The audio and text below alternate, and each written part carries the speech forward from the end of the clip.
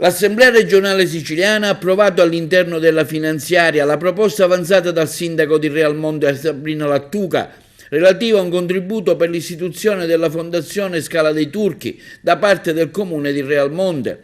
Il primo cittadino propose l'idea all'onorevole Carmelo Pace, capogruppo della DC all'Arse, in occasione della cerimonia di acquisizione ufficiale della Scala dei Turchi da parte del comune svolta al Belvedere nello scorso mese di settembre.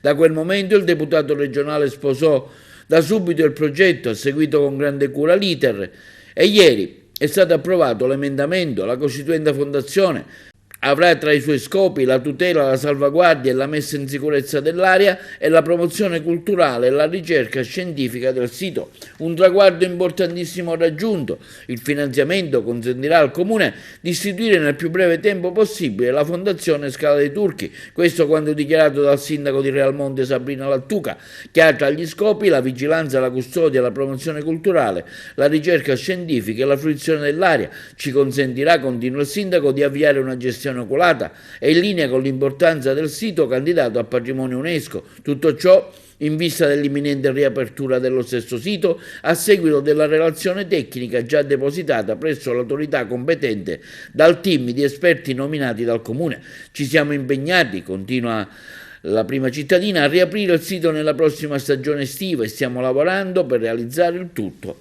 Un ringraziamento va all'onorevole Pace che ha fatto seguire i fatti alle parole, comunicandomi stamane l'approvazione dell'emendamento.